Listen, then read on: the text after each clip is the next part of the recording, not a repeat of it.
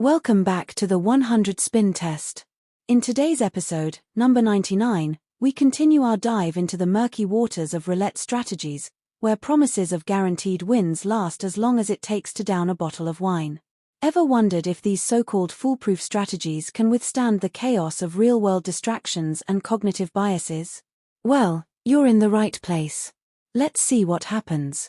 Today's test is from a December 27, 2024 episode of the Roulette Fever's YouTube channel titled The Eiffel Tower.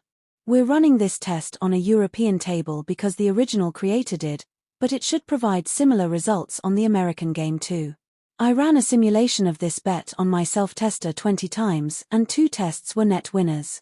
There are 30 winning numbers out of a possible 37, so there is a 81% likelihood of winning on each spin.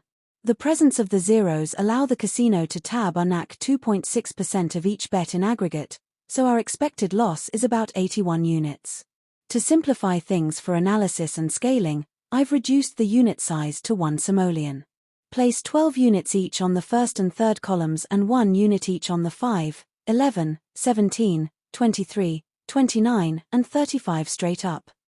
You will win 6 units if the ball lands on 1, 34, 5, 6, 7, 9, 10, 11, 12, 13, 15, 16, 17, 18, 19, 21, 22, 23, 24, 25, 27, 28, 29, 30, 31, 33, 34, 35, or 36. You lose your 30 units if the ball finds 0, 2, 8, 14, 20, 26, or 32.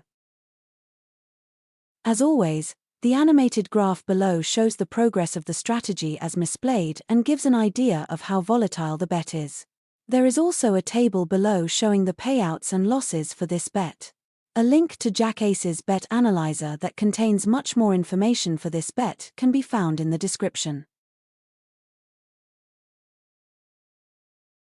Now let's speed things up and watch the progress. I'll be back at the end to summarize.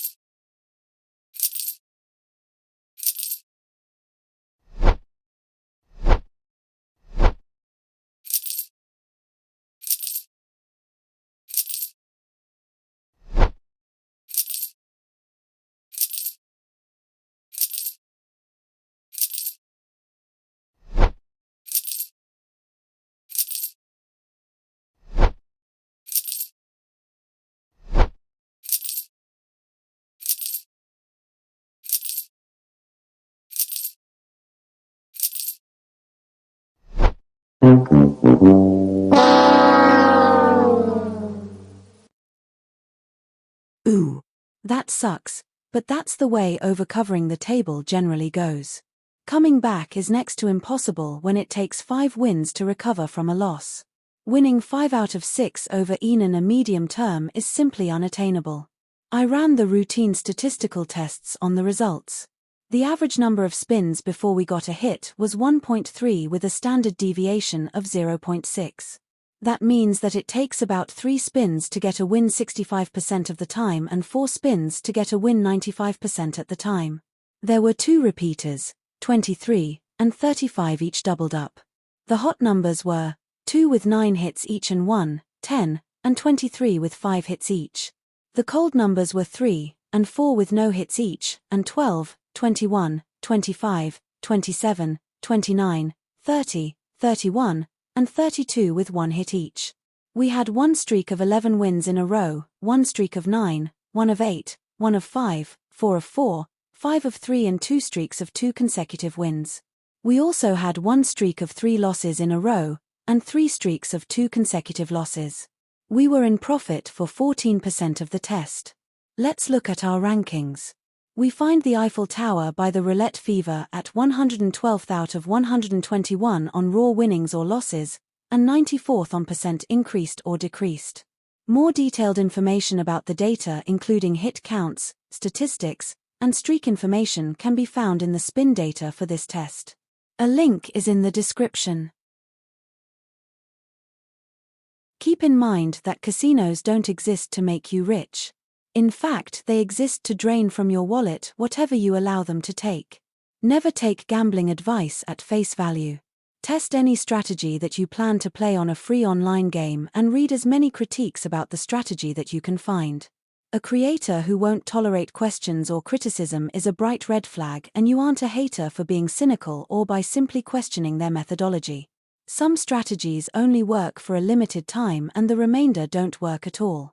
Adjust your risk and loss tolerance accordingly and be cautious with regard to the advice that you accept. Good luck until the next time.